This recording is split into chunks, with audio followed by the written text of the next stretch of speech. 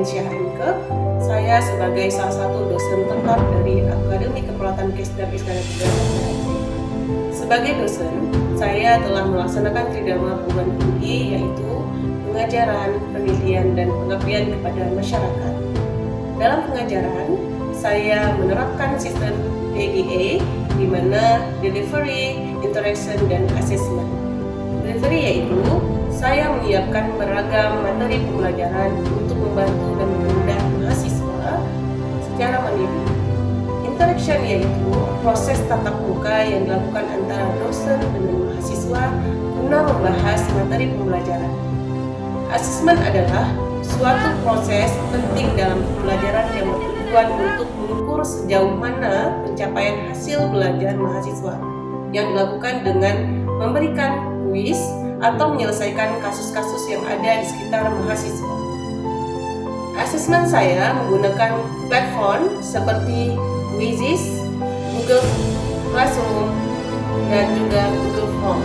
Selain mengukur pencapaian pembelajaran mata kuliah, Akademi Keperawatan Kesdam Iskandar Muda Banda Aceh akan melakukan penilaian terhadap kedisiplinan dan loyalitas mahasiswa yang dinilai dari kehadiran, mengikuti apel, dan mengikuti perkuliahan, serta loyal dalam segala kegiatan yang dilakukan oleh Akademi Keperawatan Kesdam Iskandar Muda Banda Aceh, yang merupakan ikon Akademi Keperawatan Kesdam Iskandar Muda Banda Aceh dalam bentuk karakter, kedisiplinan, dan loyalitas pada mahasiswa. Sebelum masuk ke dalam sistem pembelajaran yang saya terapkan, terlebih dahulu saya akan menjelaskan mengenai mata kuliah yang akan saya ajarkan. Mata kuliah yang saya ajarkan yaitu perawatan jiwa, di mana mata kuliah ini merupakan mata kuliah wajib pada program studi Akademi Keperawatan Kesdam Iskandar Muda Banda Aceh dengan bobot 3 SKS. Nah, 3 SKS ini terbagi atas 2 SKS untuk teori dan 1 SKS untuk praktek. Mata kuliah perawatan jiwa sebanyak 24 kali pertemuan, di mana 14 pertemuan untuk materi, 8 pertemuan untuk praktek kasus, dan 2 pertemuan untuk UTS dan UAS. Dengan alokasi waktu 1 kali pertemuan 100 menit. Tujuan mempelajari mata kuliah perawatan jiwa yaitu mahasiswa mampu mendeskripsikan, menjelaskan, mempraktekkan, dan mengaplikasikan tentang asuhan perawatan jiwa, di mana dalam rentang sehat sakit pada individu, keluarga, maupun kelompok. Bahan kajian dalam perawatan jiwa terdiri dari konsep kesehatan jiwa, paradigma keperawatan jiwa, falsafah keperawatan jiwa, model konseptual keperawatan jiwa, terapi modalitas dalam asuhan keperawatan jiwa, terapi aktivitas kelompok atau disebut dengan TAK dalam asuhan keperawatan jiwa, konsep psikofarmaka, asuhan keperawatan pada pasien dengan kecemasan, asuhan keperawatan pada pasien dengan gangguan citra tubuh, asuhan keperawatan pada pasien dengan kehilangan, asuhan keperawatan pada pasien dengan harga diri rendah, asuhan keperawatan pada pasien dengan isolasi sosial, asuhan keperawatan pada pasien dengan gangguan sensori persepsi halusinasi, asuhan keperawatan pada pasien dengan resiko perilaku kekerasan, dan asuhan keperawatan pada pasien dengan defisit perawatan diri. Selanjutnya, saya akan membahas tentang capaian pembelajaran lulusan dari Akademi Keperawatan Kesdam Iskandar Muda Banda Aceh. Bertakwa kepada Tuhan Yang Maha Esa dan mampu menunjukkan sikap religius, menjunjung tinggi nilai kemanusiaan dalam menjalankan tugas berdasarkan agama, moral, dan etika. Dari aspek keterampilan umum, mahasiswa Akademi Keperawatan Kesdam Iskandar Muda Banda Aceh mampu bekerja sama dan berkomunikasi dalam menganalisis konsep keperawatan jiwa dalam asuhan keperawatan dan mampu menunjukkan kinerja dengan mutu dan kuantitas yang terukur. Dari aspek keterampilan khusus, mahasiswa Akademi Keperawatan Kesdam Iskandar Muda Banda Aceh mampu memberikan asuhan keperawatan kepada individu, keluarga, dan kelompok, baik sehat maupun sakit, dengan memperhatikan aspek biologis, psikologis, sosial, kultural, dan spiritual.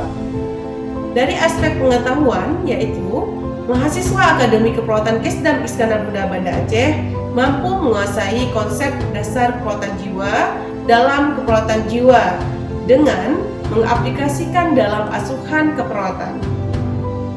Untuk capaian pembelajaran mata kuliah ini yaitu setelah mengikuti mata kuliah keperawatan jiwa selama 1 semester, mahasiswa Prodi D3 Keperawatan Kesdam Iskandar Muda Banda Aceh semester 4 mahasiswa mampu menguasai konsep asuhan keperawatan klien dengan rentang sehat sakit pada berbagai tingkat usia, mampu memberikan asuhan keperawatan jiwa kepada individu, keluarga, dan kelompok, baik sehat, sakit, dengan memperhatikan aspek biopsikososial maupun spiritual, yang menjamin keselamatan klien dan sesuai standar asuhan keperawatan jiwa.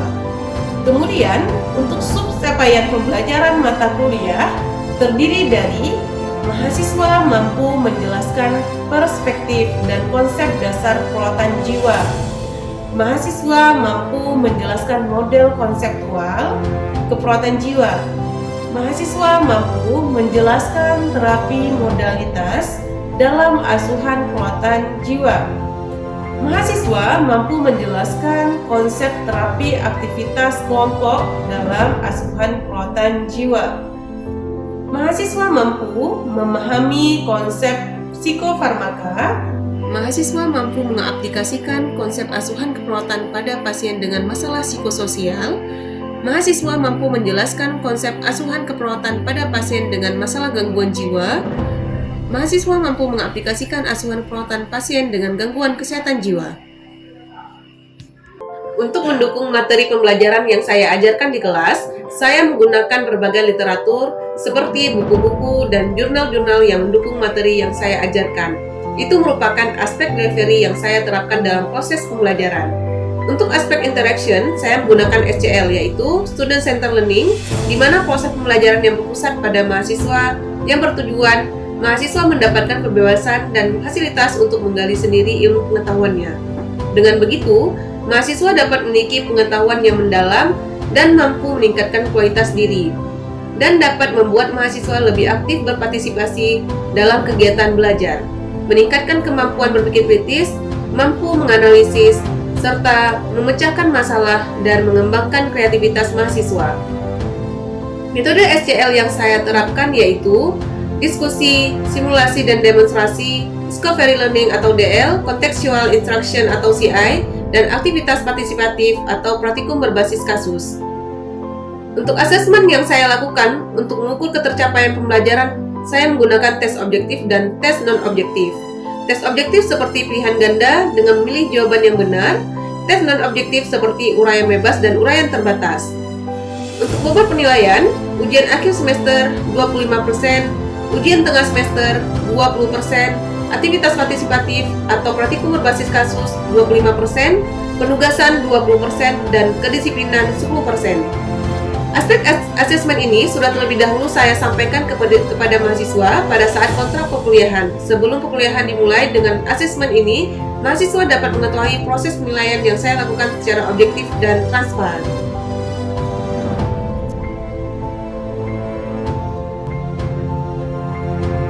Demikian pemaparan 3 aspek yang saya lakukan dalam proses pembelajaran yang saya ampu, yaitu aspek delivery, interaction, dan assessment. Selanjutnya, saya akan menampilkan proses pembelajaran di kelas yang akan saya lakukan secara luring dengan sub CPNK, yaitu asuhan keperawatan pada pasien dengan resiko perilaku kekerasan. Assalamualaikum warahmatullahi wabarakatuh.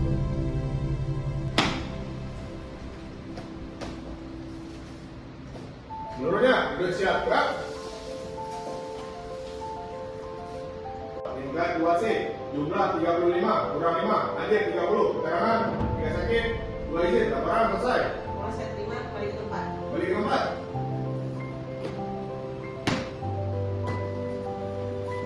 Seluruhnya istirahat di tempat gerak.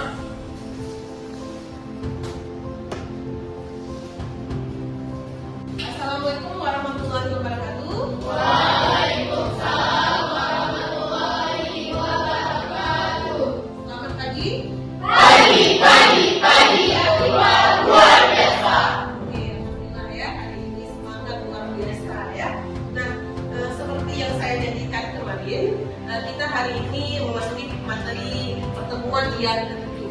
Jadi berdoa menurut keyakinan masing-masing. Doa kita mulai. Doa selesai. Oke, alhamdulillah sudah kita mulai pagi hari ini yang cerah ya. Pada pasien dengan resiko perilaku kekerasan. Nah, sebelum saya memasuki materi hari ini, ada yang masih ingat materi tentang pertemuan kita sebelumnya? Oke, silakan. Oke, bagus sekali. Ada yang lain? Oke, silakan. Sekian itu adalah orang yang sudah menarik diri dari lingkungan sekitar. Contohnya seperti mulut, saya sebut doa. Bagus ya. Tadi ada yang berpendapat benar dari diri, yaitu isolasi sosial merupakan seseorang yang memang menarik diri dari lingkungan terkait dengan apa yang ada di sekitarnya. Ya, contohnya itu afek data, ya, kemudian tidak sanggup bisa berinteraksi dengan orang lain. Nah, bagus sekali ya pendapat. Setuju dengan pendapat dua kawan tadi? Setuju. Nah, sekarang ya, makanya tujuan saya hari ini saya akan mengajarkan aspek bermanfaat. Ketika nanti kalian praktek di lapangan, khususnya di rumah sakit jiwa, kalian sudah bisa memberikan asuhan perawatan pada pasien dengan RPK. Nah, RPK itu singkatannya. Kalau kepanjangannya resiko perilaku kekerasan. Nah, sebelum materi yang kita masuki, saya akan membahas dulu apa saja capaian pembelajaran hari ini pada pasien dengan RPK. Nah, untuk deadline yang akan kita bahas hari ini terkait dengan tadi konsep RPK terlebih dahulu. Apa saja konsepnya? Yaitu pengertian dari RPK ataupun dengan resiko perilaku kekerasan. Yang kedua yaitu proses terjadinya RPK. Kenapa sih terjadinya RPK? Kita harus bahas dan harus ketahui. Kemudian yang ketiga itu tanda dan gejala dari RPK. Yang keempat perilaku marah. Perilaku marah itu seperti apa? Karena ternyata kita emosional ya kalau tidak terkendali. Ya. Kemudian yang kelima yaitu asuhan kekuatan pada pasien dengan RPK. Oke, ada yang mau tanyakan sebelum kita masuk materi terkait dengan konsep RPK? Ada? Tidak ya? Kita lanjut ya. Nah, sekarang kita membahas tentang apa itu RPK. Kita tahu apa itu RPK? Oke, silakan Rina.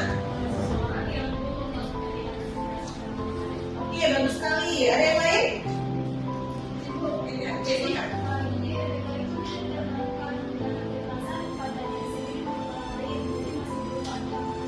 Oke, bersifat ancaman ya. Nah, pernah dengar nggak perbedaan antara RPK atau PK? Atau sama? Beda. Siapa yang tahu perbedaannya?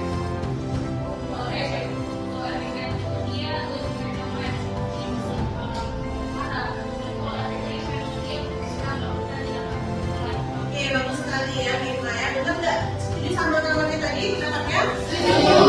Nah ya, yang dikatakan sama Mirna tadi, RPK itu bersifat masih mengancam. Jadi belum melakukan tindakan. Kalau namanya PK itu sudah melakukan tindakan. Nah, contoh nih, saya saat ini kita memilih ya, benar atau salah. Ya, ini saya berikan contoh. Misalnya, seseorang membanting barang di rumahnya, itu RPK kah atau PK? PK atau RPK? PK. Membanting barang, berarti dia sudah melakukan tindakan. Berarti itu sudah melakukan tindakan namanya PK. Saya mengancam akan membunuh seseorang. PK. Kenapa? Dia mengancam. Misalnya lagi contoh, Budi ya berkata kasar dan mengumpat kawannya. Apakah itu RPK atau PK? RPK. Benar ya? Nah, jadi sudah tahu ya apa perbedaan antara RPK atau PK. Kita sudah mantap ya, sudah mengetahui perbedaan antara RPK dan PK.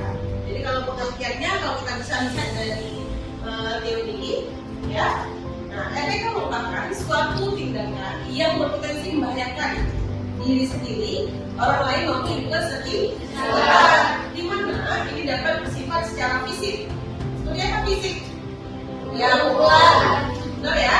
Kemudian emosional, marah-marah. Makanya saya tanya, apakah kalian pernah marah? Normal atau tidak marah itu? Normal. Tapi kalau marah terkendali dan tidak terkontrol menyebabkan dia RPK atau PK. Jelas ya? Nah, kemudian seksual. Banyak ya kasus-kasus sekarang ya, seksualitas antara ayah dan anak kandung itu banyak. Nah, dan ataupun kasus kejadian sekarang ya, seksualitas terkait dengan perilaku kekerasan. Kemudian, ini dapat berupa tindakan kekerasan yang sedang berlangsung atau riwayat tindakan kekerasan di masa lalu. Di masa kedua itu kebanyakan dikategorikan diagnosanya resiko perilaku kekerasan atau PK lagi. Karena kalau PK itu melakukan tindakan, mereka dirujuk baik keluarga maupun bersama saudaranya ke masa kedua dikarenakan apa? Dia sudah melakukan tindakan, ya sudah melakukan perilaku kekerasan, makanya dirujuk dibawa ke masa kedua.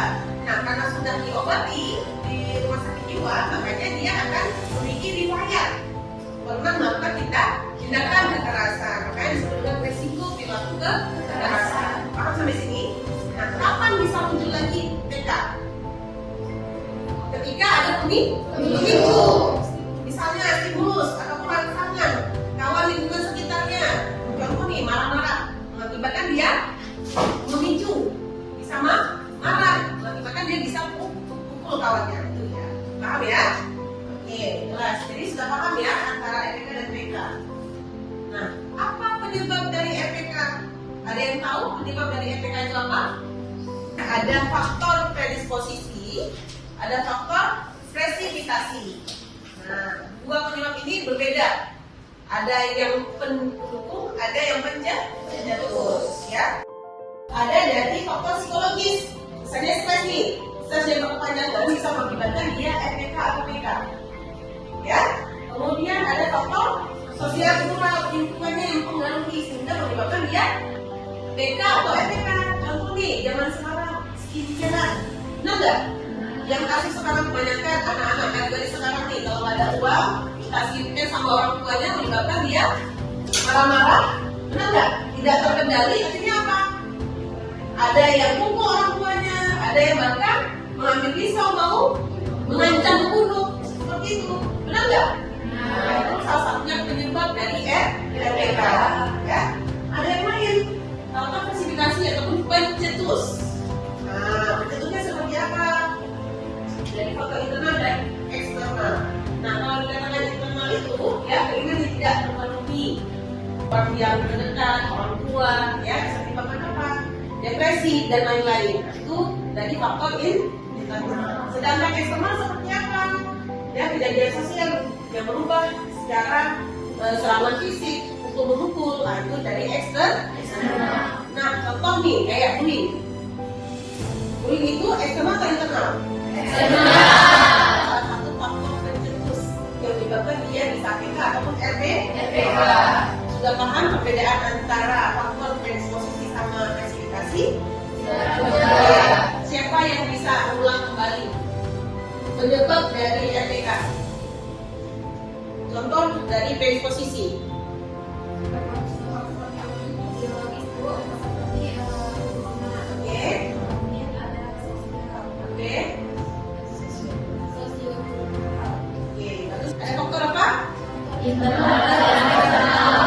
Internal dan eksternal. Sudah tahu ya?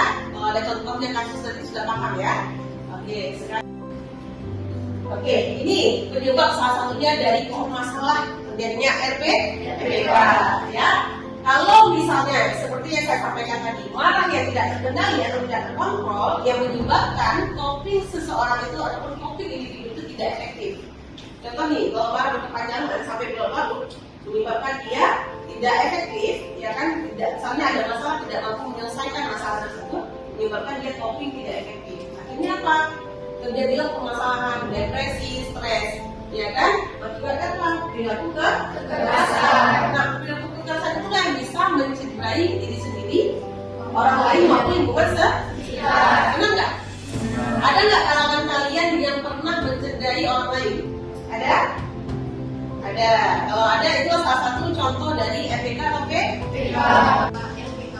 Oke, bagus sekali pertanyaannya. Tanda gejala dari RPK. Kenapa soalnya tanda gejala RPK itu harus diketahui sama mahasiswa? Ketika kalian nanti praktek, ya kan? Ini belum praktek kan? Belum praktek. praktek. Nah, kalau kalian praktek di waktu lapangan nanti, kalian harus sudah mengetahui bagaimana tanda dan gejala dari RPK. Tanda gejala RPK itu bisa kita lihat apa saja, ya. Kalau saya pertanyaannya kebetulan ini materi tanda gejala RPK yang kita masuk. Nah, bisa dilihat dari secara objektif maupun secara subjektif. Ada yang tahu subjektif? Oke, langsung dari pasien sendiri sumbernya. Ya kan, kalau data objektif itu berasal dari perawat nanti. Ya, nah nanti ketika kalian di lapangan, kalian bisa membedakan yang mana subjektif, yang mana objektif.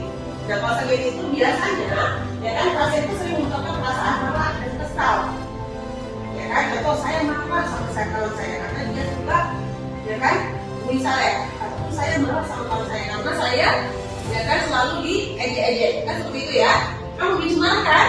Nah, kemudian keinginan untuk melukai diri sendiri, orang lain dan lingkungan. Ya kan, saya akan melukai dia, seperti contohnya, ya. Kemudian kalian suka membentak dan menyerang orang lain. Orang membentak pasti ada tidak ngerti, ya.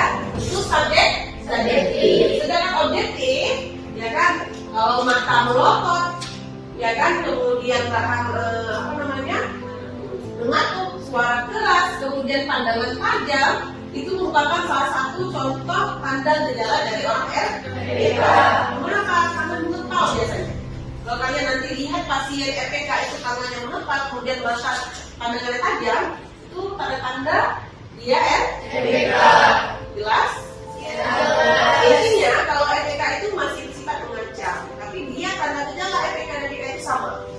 Yang bedakan dia sudah melakukan kalau itu PK, kalau yang RPK ini sudah ada riwayat, tapi beresiko bisa memicu melakukan tindakan. Ada secara intelektual ataupun kognitif, ya, kemudian sosial. Jadi banyak sekali tanda gejala yang memang dipindahkan pada pasien RPK. Oke ya. Gejala yang kita sebutkan tadi, ya kan? Ada yang masih ingat tadi tanda gejalanya apa saja? Siapa yang bisa menjawab? Oke, sana Nina. Oke, kalau kepal, kemudian lagi. Oke, kata-kata saja. Ya? Motor. Oke ya. Kalau saya ada melihat seperti itu tanda gejala, bahkan banyak sekali lagi yang tadi. Kalau ada diulang lagi, dilihat, kemudian dipelajari. Ya. Nah, di sini ada kasus tentang RPK atau PK. Ya kan? Nah, kasus ini nanti itu menjadi tugas kalian. Ya, saya kasih kasusnya, kemudian kalian buat tugas. Nah, tugas ini akan saya bagikan sebagai tugas kelompok. Nah, satu tugas, misalnya tugas kelompok ini, dari kelompok itu saya bagikan satu kelompok itu 5 orang. Nah, nanti tolong carikan buat data masalahnya seperti data subjektif dan objektif berdasarkan tanda gejala yang diperlihatkan. Kemudian tentukan analisa datanya. Ya, kemudian bagaimana cara penanganan untuk mengatasi masalah yang ada di kasus tersebut. Jelas? Nanti bahannya saya share, ya. Kemudian nanti kasusnya ada di bahan terakhir, tinggal kalian baca saja. Nah, kelompok itu nanti akan saya bagikan sesuai dengan kelompok yang sebelumnya, ya kan? Dan kemudian nanti deadline pengumpulannya itu minggu depan. Jadi tolong disiapkan. Kemudian satu lagi, dari kasus yang sudah kita buat ini, saya mau melihat role play, ya kan? Role play itu video yang kalian tampilkan nanti bagaimana cara penanganan untuk pasien RPK. Ya, paham ya? Minggu depan, insya Allah saya hari Selasa akan masuk lagi. Jadi Selasa nanti kita tampil untuk role play dan dikumpulkan tugas deadline-nya, ya, baik itu data subjektif dan data objektif, kemudian analisa datanya, bahkan ada bagaimana cara penanganan tentang pasien RPK. Jelas sampai sini? Jelas. Ada yang mau ditanyakan? Oke, sebelum saya akhiri, ya, jangan lupa datanya ya. Kemudian tetap semangat belajar. Jangan lupa belajar mengulang kembali apa terkait dengan materi yang sudah pernah saya sampaikan di materi sebelumnya. Kemudian nanti tolong pelajari materi selanjutnya untuk berikutnya. Nah, sampai sini. Siap. Ada pepatah yang kata bijak yang perlu kita sampaikan sih. Dunia ini penuh dengan orang-orang baik. Ya, jika kamu tidak menemukan, jadi salah satu ya. Jadi kalau kita menjadi orang yang baik itu itulah salah satunya supaya orang menjadi kita. Oke, itu aja. Saya akhiri, saya minta maaf bisa ada kesalahan saya berikan. Saya akhiri. Assalamualaikum warahmatullahi wabarakatuh. Waalaikumsalam.